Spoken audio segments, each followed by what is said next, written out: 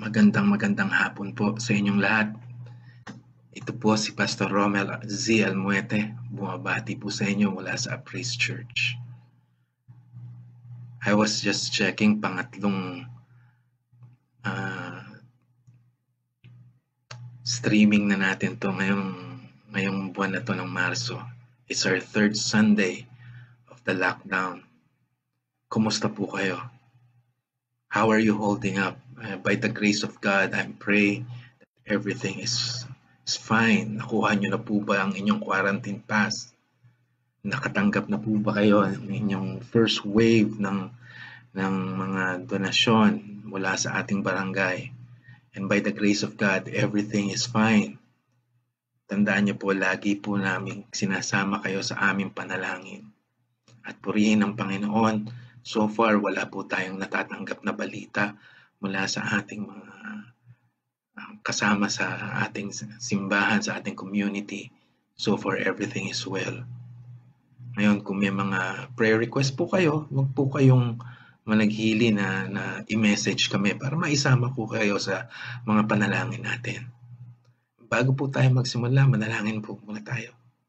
Let's pray. Heavenly Father, we thank you, Lord God, for this wonderful day, this time, O Lord God, that you've given us the privilege of worship, O Lord God. Truly, O Lord God, we are not worthy to come to you. But by the grace of God, O Lord God, by the blood of Jesus Christ, O Lord God, has cleansed us from all our sins.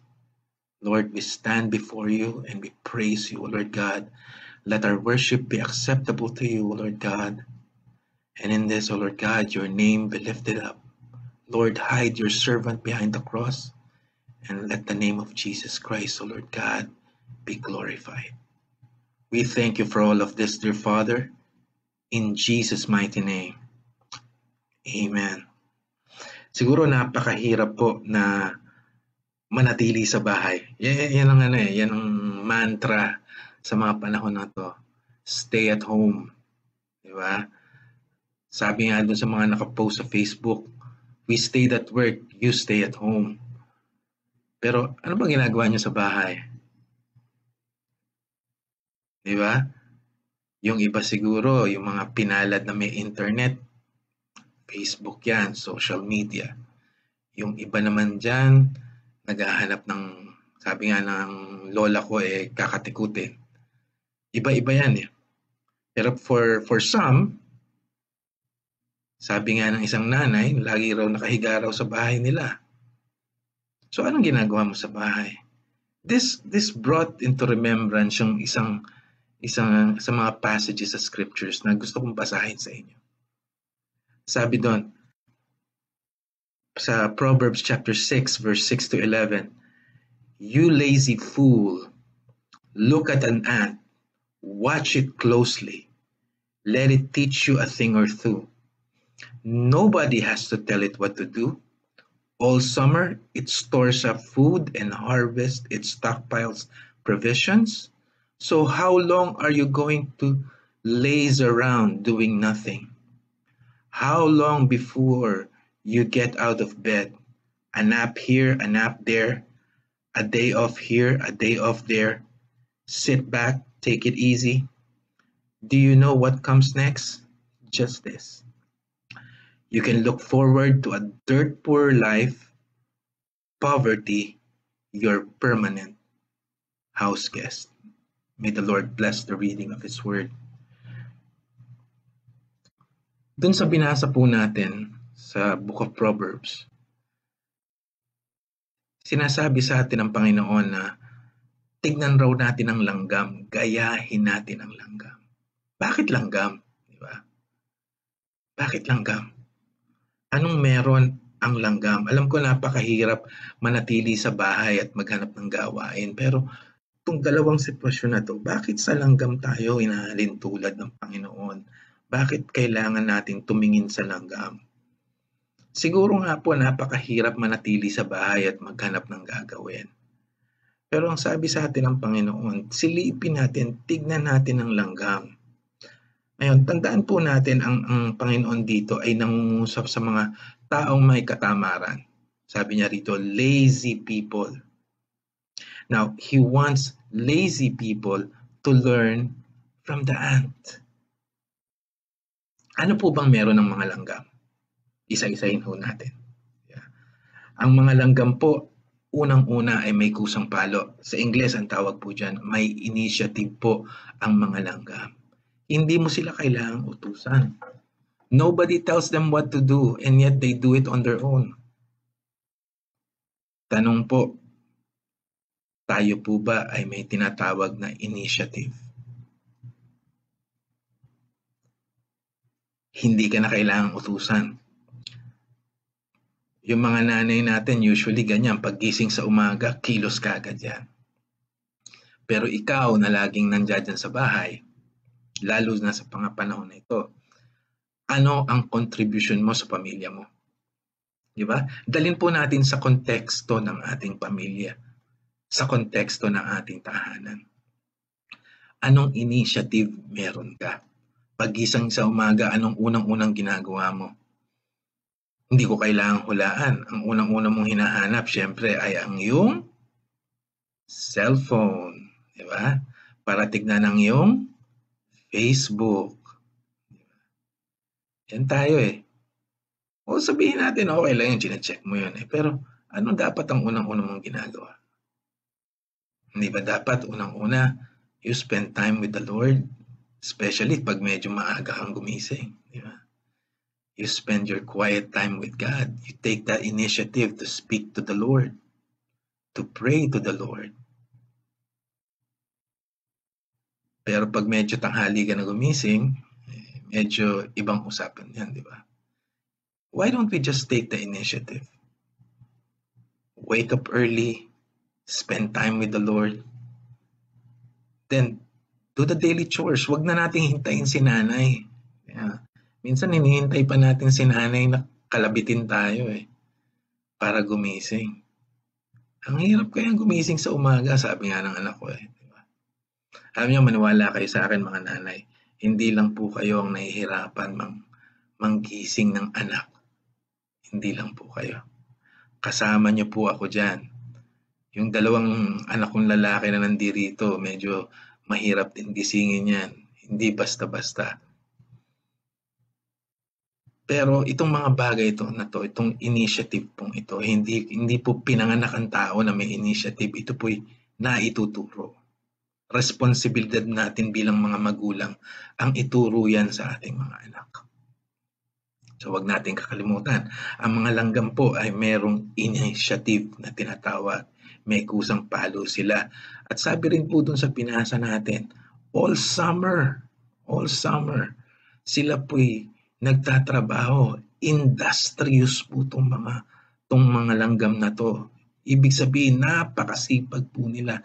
Hindi lang sa may initiative sila, masipag pa rin po sila. Diba? Napakasarap makakita ng anak o ng isang tao na may kusang palo na napakasipag pa. Masipag ka ba sa bahay? Ano-anong mga bagay ang ginagawa mo sa iyong tahanan ngayon? Huwag po nating hayaan na may mag-assign pa sa atin. Diba?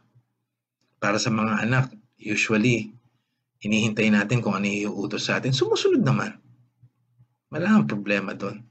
Pero katambal po ng initiative, yung kasipagan, hindi ka kailangang utusan at lagi kang naghahanap ng gagawin. Diba? Ang gandang yan eh. Ang gandang kombinasyon yan eh. Yung kasipagan tsaka initiative. Naghahanap ka ng gagawin. Diba? Pagkakain, hindi ka na kailangang utusan. Ikaw na magliligpit, ikaw na mag-uugas. Diba? Pagtapos na lahat, tsaka ka uupo. Naghahanap ka ng pwedeng gawin, ng baka pwedeng i-repair dyan, ng pwedeng linisin. Alam mo, paggising mo sa umaga, maraming pwedeng gawin eh. Linis ng bahay, ugas ng pinggan, diba? Magpunas ng pader, lalo na pag medyo maalikabok na. Lalo sa panahon ngayon, kailangan sinasanitize natin lahat.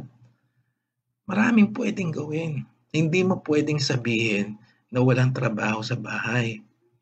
Pero hindi itong mga bagay na to, hindi lang nalilimitahan ng trabaho sa bahay.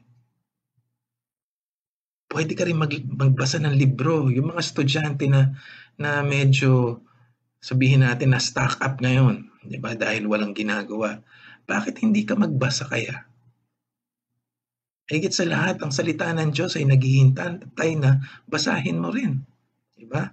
Meron nga tayong challenge, reading the Bible in 1 year.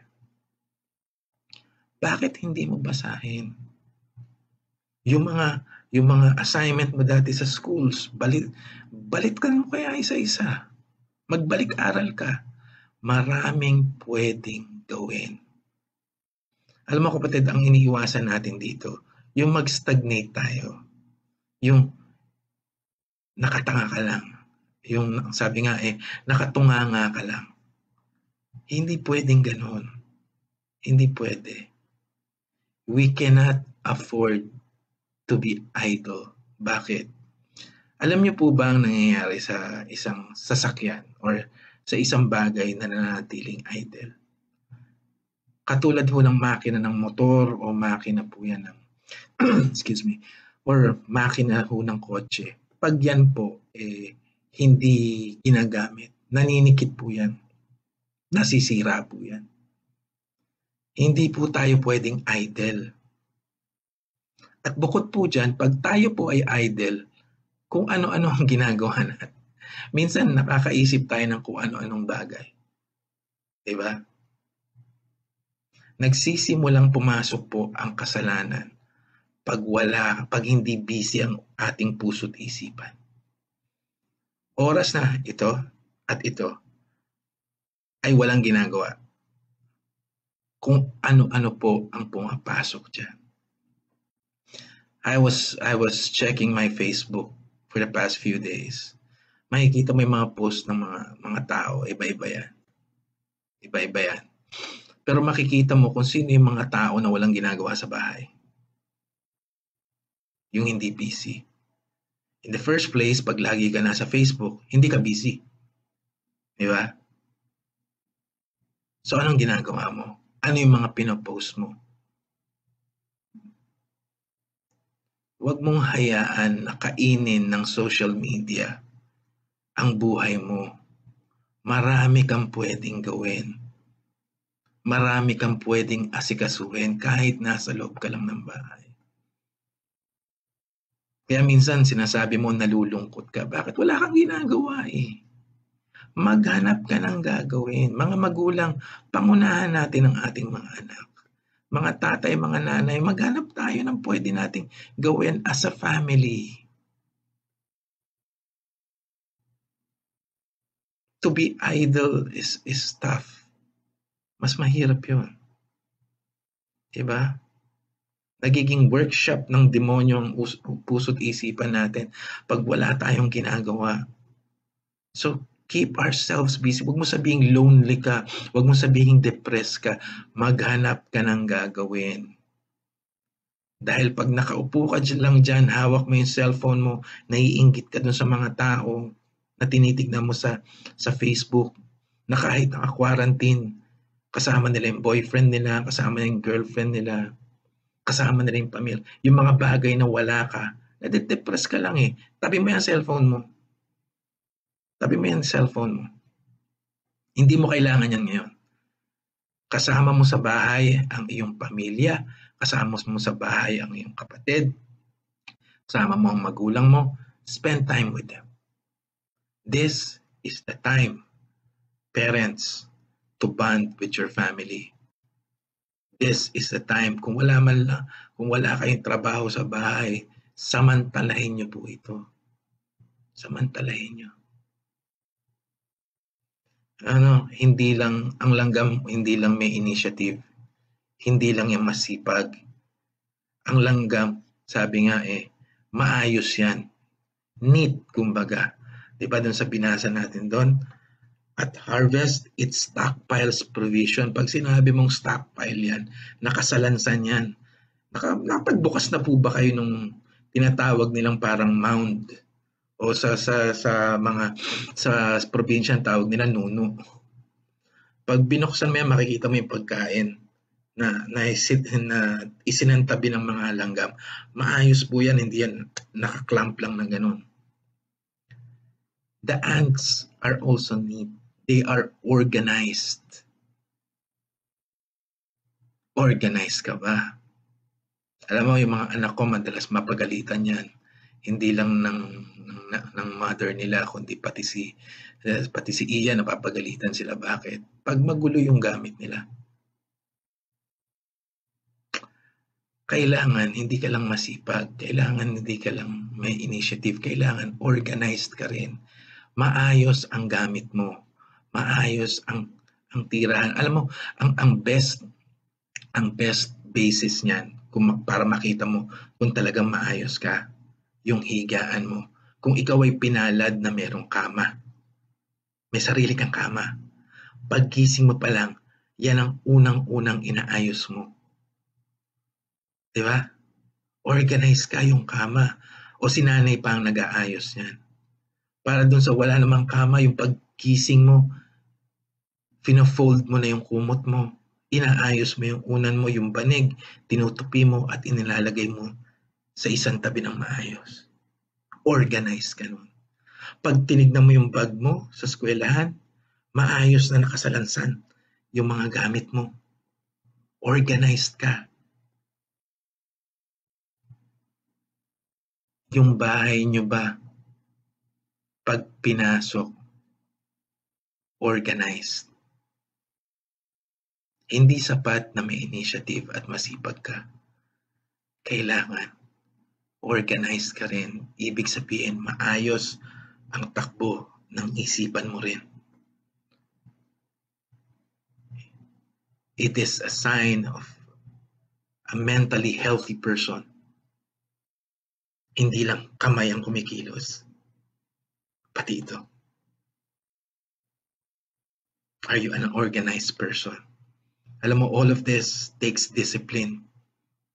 At kung sisimulan natin sa kabataan at an early age, lalaki po yan na may kusang palo, masipag, at organisado. Pero hindi po natatapos yun doon. Ang mga langgam po, team player yan. They work with their family, with their community. In this case, sa tahanan, ikaw ba ay nakakakilos kasama ng pamilya mo? O bangayan kayo ng bangayan? Turuan ng turuan. Bakit si Ku? Bakit si ate? Diba? Ako na naman. Yun ba yun? Hindi. Tapos lagi kayong inaawat ng magulang. Come on. Look at the ants. Karamihan na nagrereklamo kung bakit ako na lang palagi o si kuya na lang palagi, merong isa o dalawang tamad sa pamilya. Tanggalin natin ang tamad. Bawal ang tamad. Diba? Hindi nakakatulong ang katamaran sa pamilya. Sabi dun sa binasa natin, yung katamaran ang nagiging resulta niyan palagi ay kahirapan. Siguro sabihin mo, Pastor, kaya ba ako mahirap dito? Hindi kita masasagot dyan. Ang pwede ko lang sabihin sa'yo, yung sinabi ng Biblia. Or once in your life, or at any given time in your life, nagkaroon ba ng katamaran? Naging tamad ka ba sa pag-aaral? May iba ka bang inuna? Maaaring hindi ikaw, maaaring ibang tao, magulang mo, pero ito ang sinisigurado ko sa'yo. Yung katamaran, may epekto yan sa estado ng pamumuhay mo. Mga kapatid, ako po ay nanggaling din. Pareho kami ni Ma'am Tin. Ako po ay nanggaling sa isang mahirap na pamilya. Sobrang hirap namin sa tondo. Pero ngayon maayos ang buhay namin. Bakit? Lumaban po kami. Kasi ang meron lang po kami ay talino at sipag. Yun lang ang pwede namin kontrolin eh. Nakakuha ako ng scholarships, nagtrabaho ako habang nag-aaral. Kailangan eh. Hindi ko niyayabang sa iyo yan. Ang sinasabi ko, kung ano yung sinasabi ng Biblia. Kailangan mong magsipag. Bata pa lang po, kung paluin kami ng magulang namin pagtatamad-tamad. Palo palo. Palo talaga. Hindi ka pwedeng tamad ka mag-aral. Hindi pwedeng tamad kang kumilo sa bahay. Hindi pwede. Hindi pwede. Pagtatamad-tamad ka, hindi ka uunlad eh. Hindi ka magpupursige. Mahirap ka na nga, tamad ka pa. Diba? Mga kapatid, hindi po nagkukulang ang Panginoon ng paalala sa atin. Sinasabi niya, pumunta ka sa langgam, gayahin mo siya, at matututo ka sa langgam kung paano umayos o bumuti ang buhay mo. Mga magulang, ano po ang magiging contribution natin dito? Ano po ang dapat natin gawin? Una, maging modelo po tayo. Sa bahay, ipakita natin sa mga anak natin na mga ng kasipagan, di ba? Alam ko hindi kayo nagkukulang diyan. Bilang modelo, mga nanay, mga tatay, ipakita natin. Tayo nagkukumpuni sa bahay, tayo nag-aasikaso sa kanila. Pakita natin nagtatrabaho tayo. Yun ang pakita natin. Hindi yung pag-iinuman sa harap ng bahay. Hindi yung pag-iinuman sa kanto. Hindi yun ang ipinapakita natin. Dahil yun ang gagayahin nila eh. Ang ipinapakita natin yung kasipagan. Huwag yung bisyo. At the same time, ituro natin. Turuan natin yung mga anak natin na magkaroon ng initiative, magkaroon ng kasipagan, maging organized. Pero ingat po tayo dito ha. Ingat po tayo. Huwag kang magtuturo kung hindi mo naman ginagawa. At huwag kang magtuturo kung hindi mo naman ginagawa. Ano pong ibig sabihin? Ang ibig ko sabihin ganito. Nagtuturo ka na dapat magsipag. Pero habang sinasabi mo yon, nag-iinuman kayo ng barkada mo sa harapan ng bahay. Ang nakikita ng anak mo ay yung pag-iinuman nyo, hindi yung sinasabi mo. You cannot give what you don't have. You cannot teach what you do not do. Mahirap po yan. So mga magulang, bago po tayo magturo, siguraduhin natin na modelo tayo. Ngunit mga anak, paalala ko rin lang ha, hindi po perpekto ang ating mga magulang. Hindi po kami perpekto. May mga pagkukulang din po kami. So kailangan nating tignan kung ano yung tama sa sinasabi ng ating mga magulang. Kailangan po natin ang salita ng Diyos dyan. Ngayon, para sa mga anak naman, sumunod tayo sa mga magulang natin. Magpakumbaba tayo, sundin natin kung ano yung inuutos sa atin. Ano yung tinuturo sa atin. Hindi yan para sa mga magulang natin, para sa atin yan. Para pag dumating yung panahon na kailangan mo nang bumukod sa magulang nyo, oo, bubukod ka sa magulang mo. Hindi ka tatanda sa bahay ng magulang mo, mahiya ka. Bubukod ka sa magulang mo. Pag dumating yung panahon na yan, maipagmamalaki mo, sinabi, tinuruan ako ng magulang ko.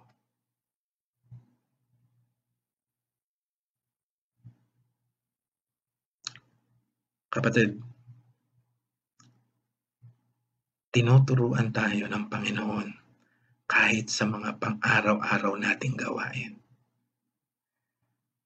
At tulad ng mga langgam, huwag nating kakalimutan na magkaroon ng kusang palo, maging masipag, organisado, at matuto tayong magtrabaho, makihalubilo, kasama ang iba. Mga magulang, huwag po tayong makalimot na maging modelo. Maging modelo at magturo sa mga anak natin. At mga anak, huwag po tayong makalimot na makinig at sumunod sa ating mga magulang. Tayo po'y manalangin. Panginoon naming Ama, kami po'y nagpupuri sa inyo. Salamat po sa iyong paalala hinggil sa mga pang-araw-araw naming pamumuhay katulad nito.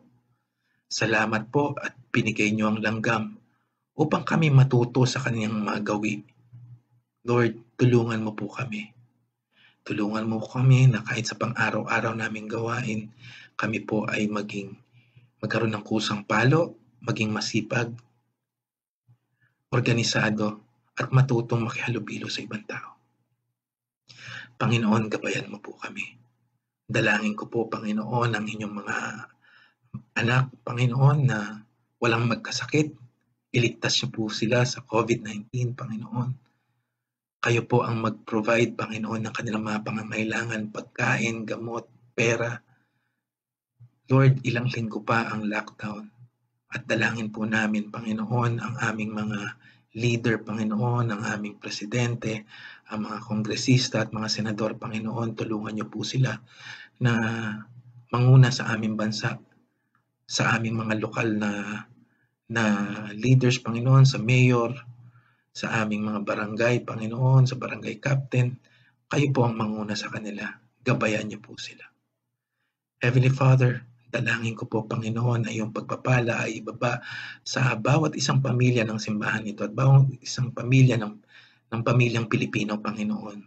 Tulungan mo po kaming lahat na makaraos at makalabas ng maayos sa lockdown na ito at makaligtas sa COVID-19. We thank you so much. In Jesus' mighty name. Amen. Maraming salamat po. Magandang hapon. Mag-ingat po tayo palagi. Thank you and God bless.